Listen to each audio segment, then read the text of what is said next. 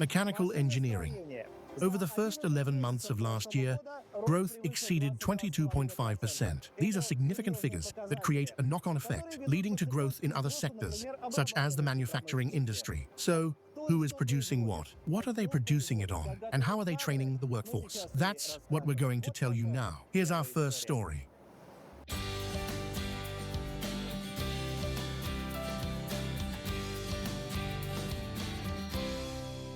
Made in Russia.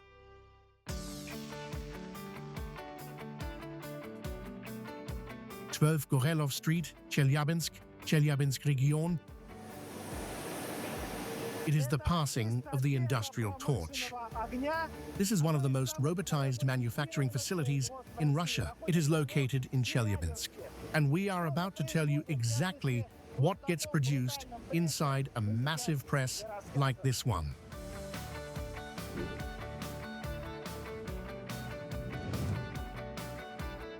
Presses and hammers are essential, for instance, for stamping and forging components for the transportation sector.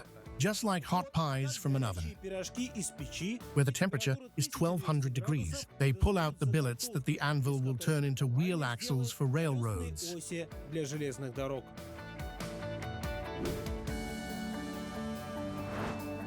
The plant manufactured these massive hammers in-house. Would you call these hammers unique? Yes. We launched the production of these heavy hammers in 2017. They are the first of their kind in Russia. Hydraulic-driven hammers deliver a more precise strike and achieve significant energy savings. There are also other machines here that are working right where they were born. They roll out pipes without heating the metal.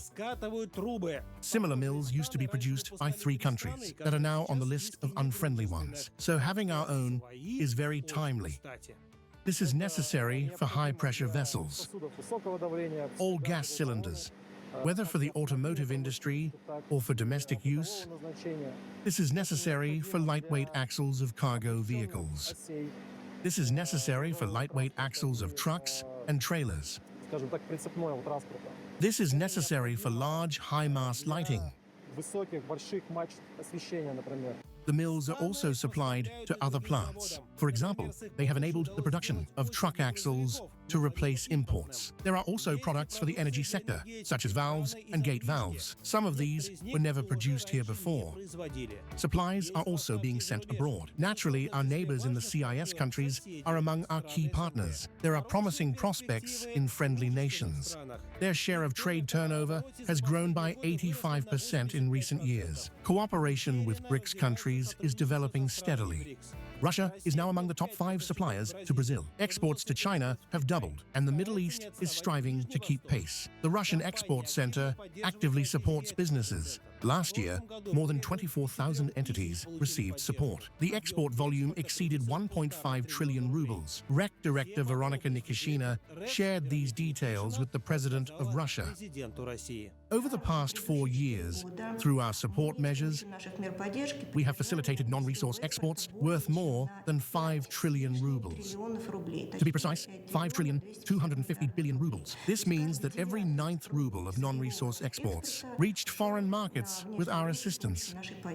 Friendly nations now account for 85% of our non-resource export trade structure. By the end of last year, our non-resource exports to these countries grew by 8% in physical volume, with support from the Russian Export Center. Measures we will discuss in detail a bit later. The Chelyabinsk plant will have plenty to offer.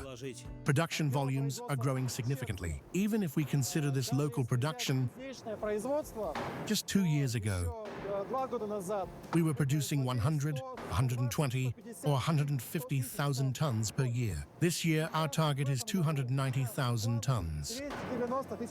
Such growth would be impossible without automation.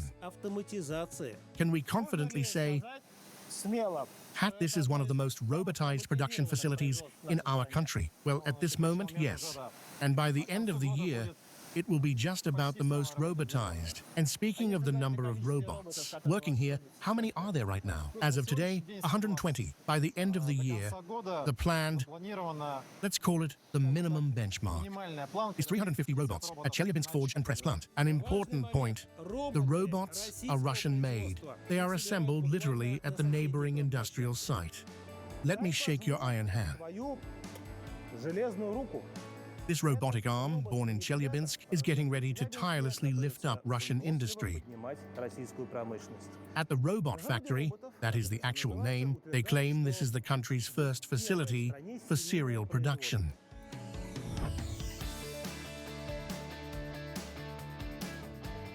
The Robot Factory is young. The ribbon was cut in February of last year. Notably, 5 years ago, there was an agreement with a German company. It withdrew from the market, but they didn't succeed in twisting the production's arm. In 2024, 250 units were released, assembled and manufactured. They are in various stages of shipment, meaning some of the sold units are still here in the warehouse because the integrators cannot pick them up fast enough. Some are already with the customers, ready for integration. The plan for this year is 850 robots. The first batch of manipulators, capable of lifting up to 120 kilograms, was purchased by the Chelyabinsk forge and press plant. We are now launching our second mass-produced model, 60 kilograms, 2100 millimeters. And currently, this year, development is underway for even smaller ones, that is 25-30 kilograms, with a reach of 1900 or 2400. But making just the arm isn't enough. You need tooling and various grippers.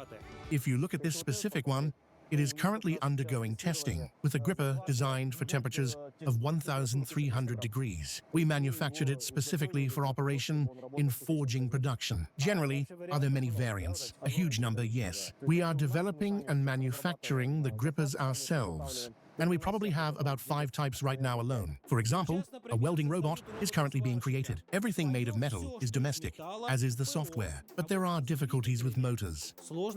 While Russia has the motors and the encoders, there is currently no company that will assemble all of this into a single unit and provide a ready-made solution. Solving these problems is a matter of time, considering that no one in the country had mass-produced robots before. Now, at this site, where over 3 billion rubles have been invested, the plan is to produce 2,000 robots in a couple of years. Support is crucial. There is assistance from the Industrial Development Fund, FRP, for purchasing machine tools, and there is also a new mechanism that eliminates costs for buyers associated with unnecessary red tape. As manufacturers, we are going through this stage. We take on all these documents ourselves as the manufacturer, and then we pass all these support measures directly to the consumer.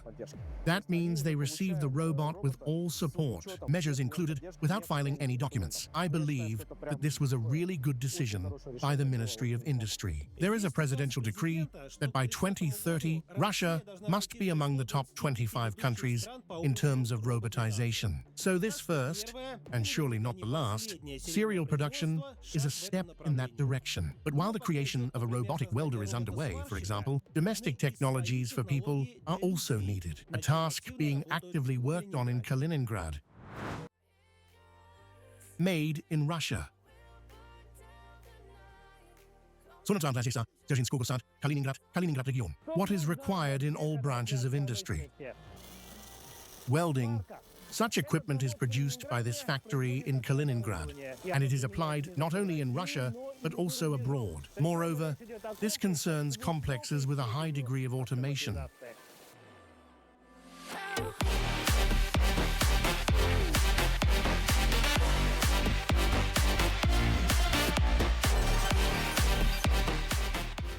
The factory's very first product, dating back to the 90s, was a welding rectifier, a converter of alternating current to direct current, which allows metal to be welded. After that, we began to develop the field of welding wire production. And the newest, yet currently the most promising area for us, is welding mechanization. We are now prepared to offer equipment that stands up to Western alternatives in every way. Our in-house design bureau is prepared to engineer equipment for any sector. Welding is required everywhere, from agriculture to automotive manufacturing. For instance, for the longitudinal welding of beams and automotive chassis components. So, once again, when semi-trailer manufacturers left the country, demand for such equipment emerged in Russia.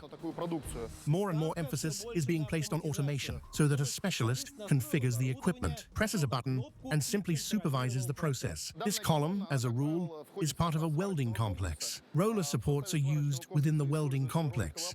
You can observe them here too. A cylindrical product is placed there, whether it's some boiler, a barrel, and so on, and an automatic welding process is performed. That is, the person only controls and watches from the side. And the action itself, it is automatically programmed. Structures can be complex. So that the welder doesn't practice yoga poses, a rotary table was developed. That is, the factory produces both serial machinery, about 50 units a month, and unique custom complexes. The demand is growing. It is always convenient to work with a Russian manufacturer because you can come for acceptance, look, and physically pay not for a pig in a poke, but for the equipment itself. This is, of course, also an advantage of the fact that we are located in Russia. Well, yes, and you won't dissolve in the fog, as some former foreign partners did. Absolutely correct. But when they first came to this site, there was devastation in the workshops. Everything had to be restored and modernized. Well, since the topic of modernization has come up, was there any support from the state here? Yes, of course. We are supported by the Entrepreneurship Support Fund. The mechanisms of state assistance are developing every year. The scale is growing, but at the same time, the support is becoming more targeted. In recent years, these instruments have indeed been highly adapted to the needs of business. For example, since 2018, the Kaliningrad region has been actively participating in the Industrial Development Fund of the Russian Federation, using concessional loans to finance large investment projects. 11 projects totaling almost 18 billion rubles were attracted for their implementation. There is also support for exports. Before the sanctions hysteria, products were supplied to Europe. Now sales are being developed to neighbors in the CIS. We go to exhibitions, and all the export programs help us a lot in our development. The Russian Export Center also takes direct part in our development. We really feel this support ourselves. The digital platform My Export, launched as part of the national project, also helps. There is a lot of useful information there for both experienced entrepreneurs and novice suppliers. As for events abroad, they are seriously gaining momentum.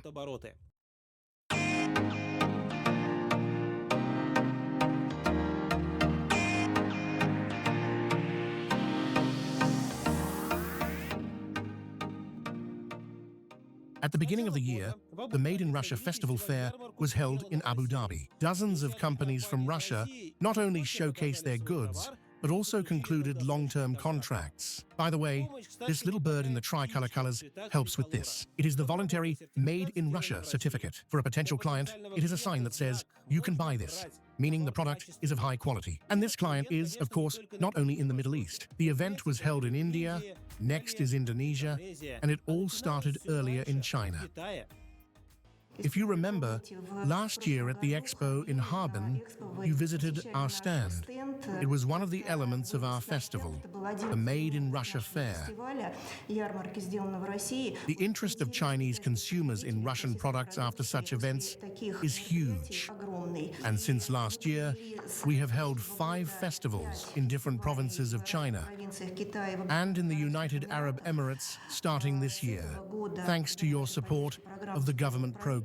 We are currently formulating an action plan with the Ministries of Industry, Agriculture, Culture, Sports, and the Economy. What else is important for enterprises? Personnel are very much needed, and welders who can perform a task that currently stumps any robot, even more so.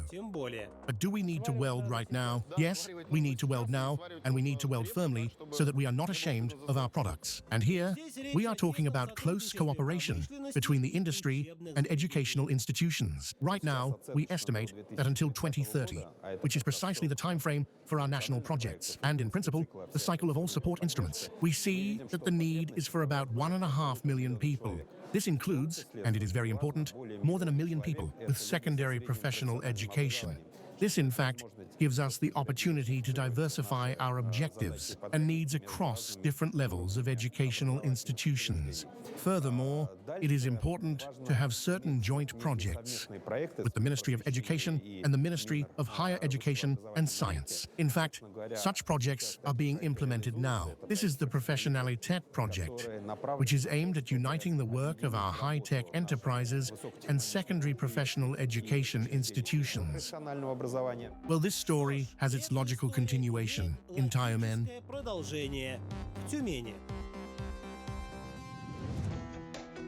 Made in Russia. Chelyabinsk Energetikov Street, Tyumen region. Do you know what the most in-demand profession is right now? A welder. In the workshops of the Tyumen College of Construction Industry and Municipal Services, educational work is in full swing. Look how many girls there are. Overall, they teach 30 professions and specialties here.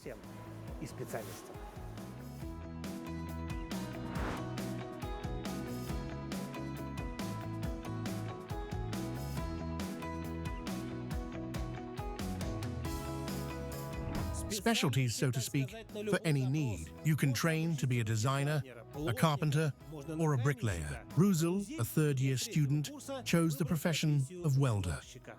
I plan to go up north, maybe to some site where they're building an oil storage facility, or just anywhere my skills are needed.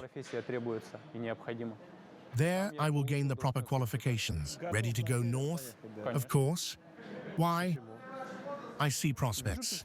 I'll finish my studies, and then I'll be able to, for example, work shifts up north while studying part-time, paying for it myself, to become a welding production engineer or a civil engineering engineer. And there are 3,000 guys like him who came here for those prospects.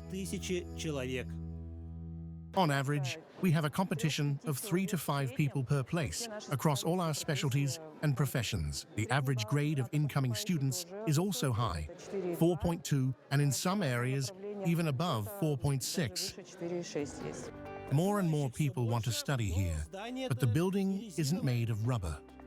This year, again thanks to the support of the Tyumen region government, we managed to commission this building of 600 square meters.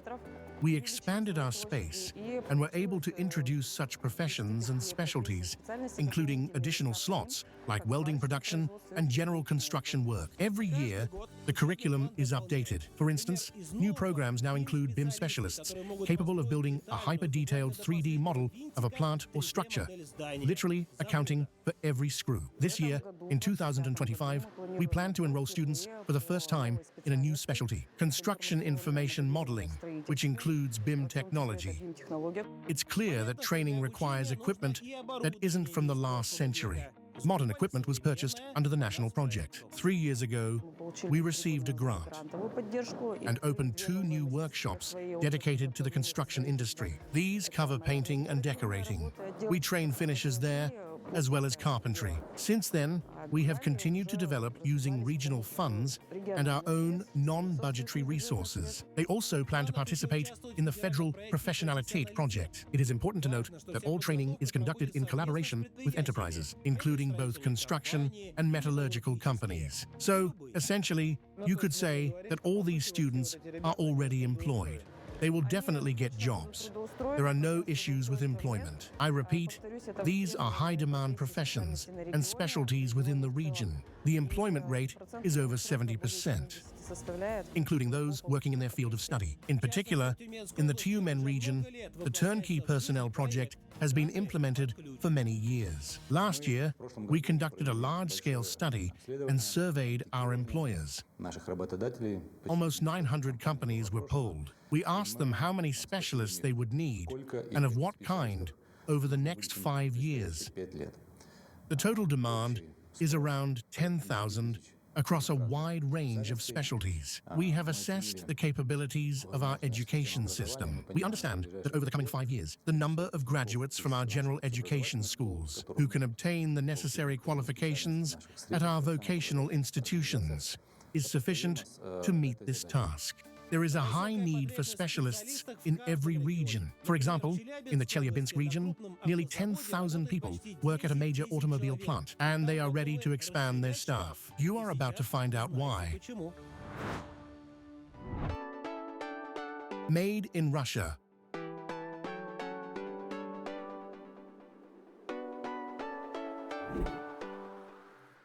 The Ural automobile plant in the Chelyabinsk region is expanding its production capacity. It will be ready to produce up to 25,000 vehicles a year. Where do these rugged trucks operate?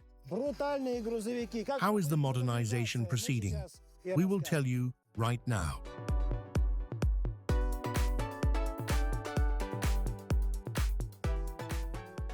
This is a plant with a rich history. It has been producing vehicles for over 80 years. Having weathered difficult times and now defying sanctions pressure, it produces a wide range of trucks. These range from 48-ton heavy haulers to light-duty models. Just this year, we launched a new vehicle. It goes by the code name Ural 80. It is a 4x4 vehicle with a gross weight of 12 tons. It is a replacement for the ZIL 131, which no longer exists and has, in principle, left the market. Unfortunately, the ZIL plant is gone, but this specific configuration is still needed. The trucks are rugged and low maintenance. They operate in both Arctic cold and scorching heat. And not only in Russia, there is experience of supplying them to Africa, Asia, and South America. In fact, the Russian export center's arsenal involves numerous support measures, from training to participation in business missions, and also includes compensation for logistics costs. We have developed a toolkit for every stage of an exporter's life cycle. From the inception of the idea to start exporting, to the actual export transaction, and even after-sales service. I must also highlight the very important role of the constituent entities of the Russian Federation in achieving this national goal, which is very ambitious yet achievable. In almost every region, regardless of its export capacity, highly professional regional teams have been formed and are operating effectively. Many governors are personally and regularly involved in promoting the export assets of their regions. The export support and promotion program is set to be scaled up. The Russian government has approved it with a timeline extending to 2030. Under the updated International Cooperation and Exports National Project, for instance, exports of agricultural products are set to increase 1.5 times. Exports of non-resource, non-energy goods, which include trucks, must grow by at least 2/3, even while the domestic Russian market is also waiting for these products. The automobile plant is ready to meet these expectations. There is the next version, which is a bonneted model. This is convenient, for example, for truck cranes. Then there is the cab-over version, which is more compact. Currently, active work is underway to begin producing new cabins starting in 2026. The cabin has already been designed. We developed it together with our Chinese partners. Friendly partnerships are good, but it is even better when domestic production of automotive components is being developed. Last year, we launched a frame manufacturing section. In 2019, we entered a project known internally as Axles that involves creating a new range of modern axles, both all-wheel drive and standard drive. In collaboration with the Industrial Development Fund, IDF, we have already completed the first stage with the help of the VEB.RF project regarding the construction of a foundry workshop. Everything features a high degree of automation. They already have experience with implementation. About 36 units of equipment are currently in the implementation phase or have already been installed. Using a scanning system, every vehicle goes through our assembly stages. We can see every stage, all key characteristics, tightening torques, and so on. To date, we have reduced labor intensity by 20% regarding torque operations and all bolted connections, and we have reduced the defect rate in brakes. The assembly speed has also increased. In general, a vehicle rolls off the assembly line every 10 to 12 minutes, but it can be done faster if desired, meaning if necessary, right? If desired, yes. The technical capability exists. A landmark event took place recently. The 1.5 millionth vehicle was assembled. This year, a new conveyor line is being launched. We have integrated everything possible from Industry 4.0 into it. That means an automated warehouse, automated welding, semi-automated assembly, and robotic painting. This will allow us to separate the flows, the assembly of vehicles with low labor intensity and those with high labor intensity. Even in our lightest vehicle, there are 4,200 parts. The heavy ones have 6,000, so the assembly proceeds at different rates. But despite all the automation, specialists are, of course, still needed. You have a training center, right? Yes, we have our own training center. We participate in the Professionalität program, partnering with 5 colleges. For the second year now, we have been receiving over 200 qualified specialists, and we are a key participant in the Advanced Engineering School, together with SUSU, South Ural State University, covering higher education as well. So it is clear that the payoff might come in about 5 years. But if we don't start working on this now, then neither in 5 nor in 10 years will we have these highly trained personnel. That is why we are participating without fail. In short, everything is needed for development, both automation and people. After all, someone has to configure these robots. In other words, it requires painstaking joint work between business and the state. Support is essential, and the enterprise will gladly respond to this support with products. In our case, metalworking products that were not previously produced in Russia.